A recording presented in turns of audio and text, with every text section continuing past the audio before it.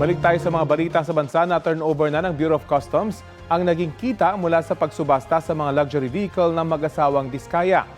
Tinanggap ng Bureau of the Treasury ang nasa 102 million pesos na nakolekta ng BOC sa auctions. Magagamit na yan para tustusan ang bawat proyekto at mga prioridad ng gobyerno. Kinumpiska noon ng BOC ang mga mamahaling sasakyan ng mga Diskaya dahil sa kakulangan sa importation documents. Target naman ng Ombudsman humingi ng writ of preliminary attachment mula sa Sandigan Bayan para sa mga ari-arian ni Sara Diskaya at ni dating Senador Bong Revilla. Ang writ of preliminary attachment ay pagsasailalim sa kustodiya ng korte ng mga ari-arian ng isang nasasakdal habang dinidinig ang kaso.